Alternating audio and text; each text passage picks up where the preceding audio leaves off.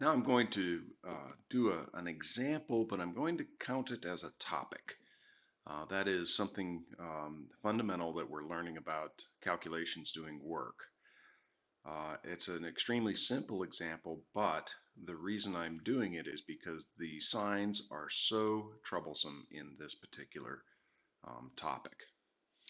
So we're going to do it first with a simple gravity field, and then we're going to do the next topic in another video using a spring, but that's a variable force, and so we want to consider that a second topic. So let's do this very simple example. What I want to do is just lift a box a distance h. So I'm going to draw this. I'm going to first of all put my coordinate system here. I'm going to put my box right there. Box is mass m. This is my xy. So you can see it starts on the 0, goes to a distance h. So I'm going to literally lift it up that far. So the distance I'm lifting it up, I'm going to call that distance dy. And the force that I put on there, if I think a bit about this as a free body diagram, and we're going to put it at midpoint. I'll put that box somewhere up in the air here. It's going to have mg, gravity pulling it down. And it's going to have F lift, bringing it up. This is U, this is Earth. Now we know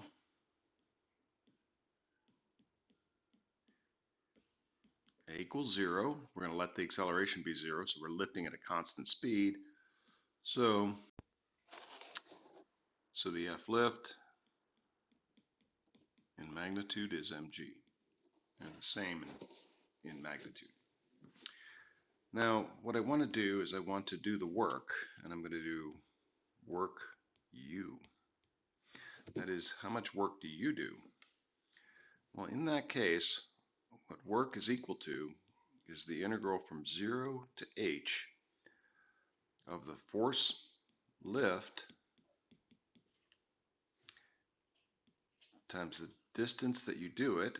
That's a dot product into what I need to do now is put down the angle between the direction that you're lifting it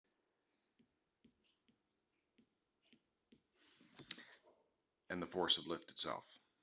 So that's cosine of 0, and that's 1. So this is a trivial integral. It's going to be 0 to h of mg dy. Cosine of 0 is 1. So that's going to be equal to mgh when I plug the limits of integration in. That's the work that you do, and that's in joules. Now look at the work that gravity does. That's equal to the integral from 0 to h of mg dy, but the angle between these guys is opposite, cosine 180.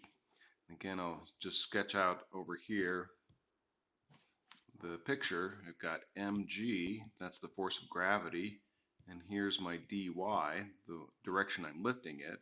And so you can see the angle there is 180.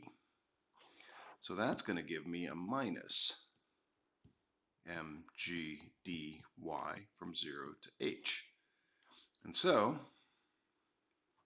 the work of gravity equals minus mgh. So it's important to think about work as the work done by each force. In this case, you're putting energy into the system. You're working against what we will come to know as a conservative force.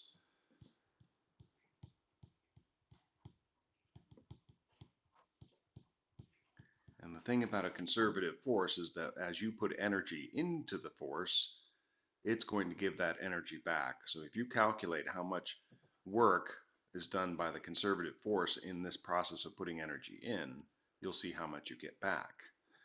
So, as a conclusion, what we'll find is that work done by gravity equals minus mgh, and the next thing we'll find, and you'll see it in your book, that work equals minus change in potential energy for conservative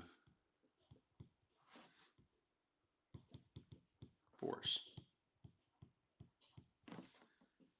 So the potential energy that goes into the system is mgh.